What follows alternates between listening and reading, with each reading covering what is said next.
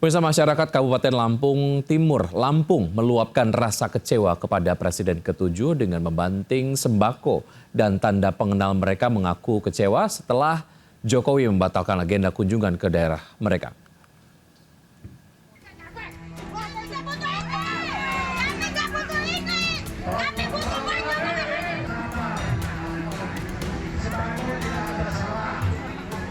Sejumlah warga Kabupaten Lampung Timur, Lampung meluapkan emosi dengan membanting bungkusan sembako ke lantai. Tindakan protes tersebut juga diikuti oleh panitia penyelenggara yang melempar tanda pengenal mereka ke lantai. Aksi ini sebagai bentuk kekecewaan masyarakat atas batalnya agenda kehadiran Presiden ke-7 Republik Indonesia Joko Widodo pada Minggu pagi 28 Juni. Padahal seluruh persiapan penyambutan telah dilakukan bahkan beberapa minggu sebelum tanggal kedatangan. Namun kunjungan Joko Widodo tiba-tiba dibatalkan tanpa alasan yang jelas. Khususnya Desa Pugung Raharjo. Betul-betul mereka sampai tidak sarapan pagi, sampai mau pingsan menunggu kedatangan beliau. Tapi ini nyatanya pada hari ini beliau tidak hadir. Itulah yang membuat seluruh masyarakat ini kecewa kepada beliau. Sebelumnya pada kunjungan di Kabupaten Lampung Timur, Jokowi dijadwalkan akan mengikuti kirap budaya yang dilaksanakan dengan iring-iringan kelompok adat 3 kecamatan. Namun jadwal safari politik tersebut berubah dan Jokowi memilih berkunjung ke wilayah Lampung lainnya. Dari Lampung Timur, Tinus Ristanto, iNews melaporkan. Heboh 3 karyawan percetakan di Jakarta Pusat disekap 3 minggu oleh bosnya. Kaki korban di Bogor, rantai baja.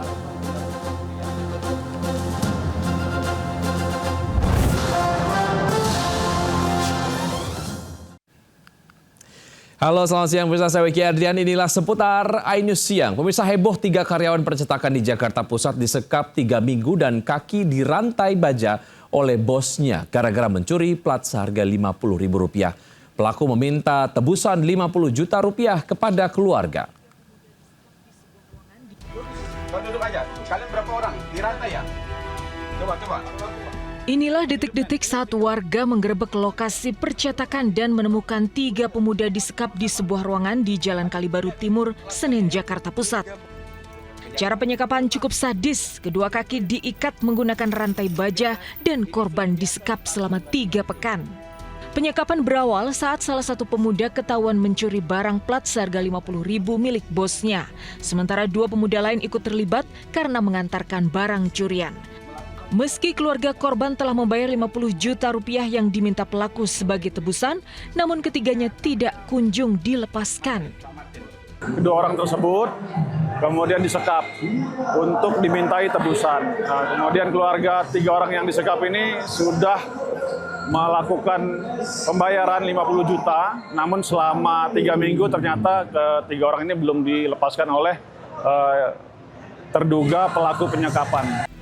Dari Jakarta, Rani Sanjaya, iNews melaporkan.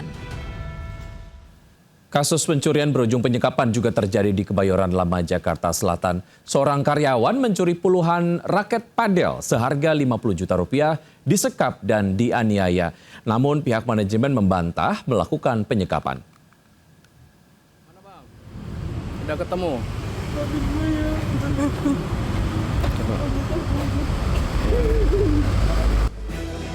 Usai disekap 2 hari oleh bosnya, Abdul Latif akhirnya bertemu keluarga dan menangis di pelukan ibunya.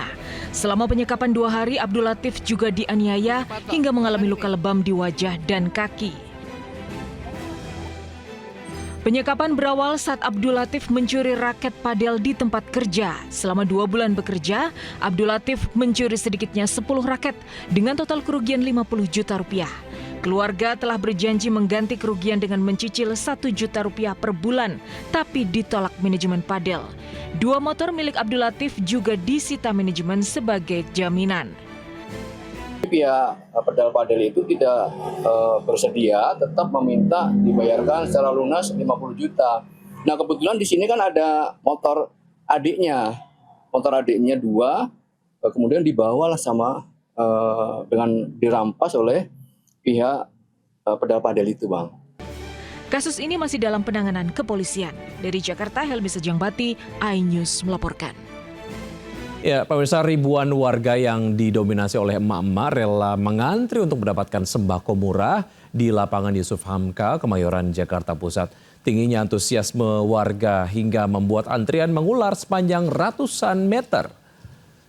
Sejak pagi, ribuan emak-emak ini sudah mengantri ratusan meter untuk menebus paket sembako murah seharga Rp70.000 di kawasan Kemayoran, Jakarta Pusat. Meski tenda penjualan dibuka di lapangan Yusuf Hamka, namun tingginya antusiasme warga membuat antrian hingga ke ruas Jalan Benyamin Sueb. Untuk setiap paket yang dijual, warga akan mendapatkan beras premium 5 kg, 1 liter minyak goreng, dan 1 kg gula pasir.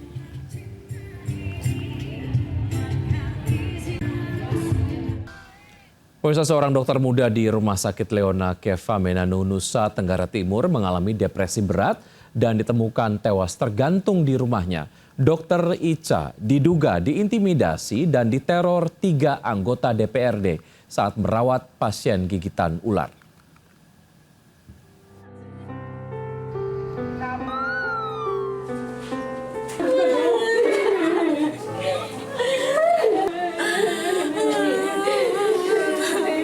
Kedua orang tua Dr. Ica tidak kuasa menahan tangis dan berkali-kali nyaris jatuh pingsan di dekat peti jenazah putri tercintanya.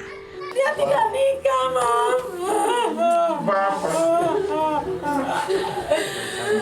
Dia tidak nikah, Mama.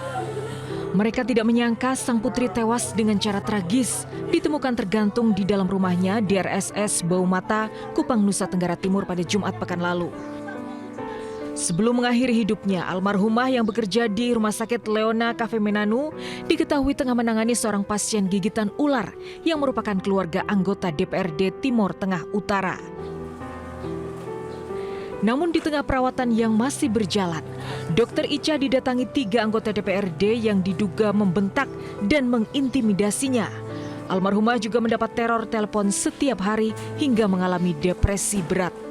Sudah disampaikan ada nomor-nomor asing yang masuk teror.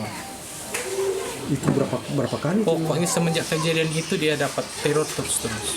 Dari nomor itu tidak dikenal. Terornya berapa apa? Ya teror nanti pokoknya seperti yang terjadi. Jangan macam-macam. Kasus ini menjadi sorotan luas termasuk Gubernur NTT Melki Lana-Lena yang mendatangi rumah duka Dr. Ica. Ia berjanji akan mengusut tuntas kasus kematian Dr. Ica.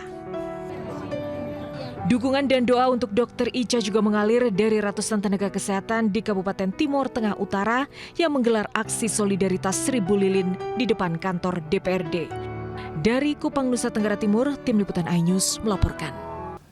Pemirsa, puluhan ribu warga meriahkan perayaan Hari Jadi ke-25 Kota Cimahi. Puncak perayaan hari ulang tahun berlangsung semarak lewat konser I Love RCTI.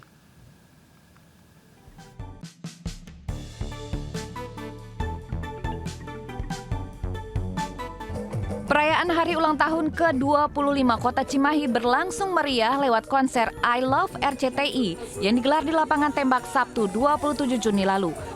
Puluhan ribu warga memadati lokasi sejak pagi bahkan hingga malam hari. Suasana malam puncak semakin memanas lewat parade penampilan artis ibu kota di atas panggung dengan permainan cahaya yang spektakuler. Mengucapkan apresiasi dan terima kasih yang sebesar-besarnya khususnya kepada RCTI yang mana pada malam hari dapat menghibur masyarakat Kota Cimahi dalam rangka ulang tahun Kota Cimahi ke-25.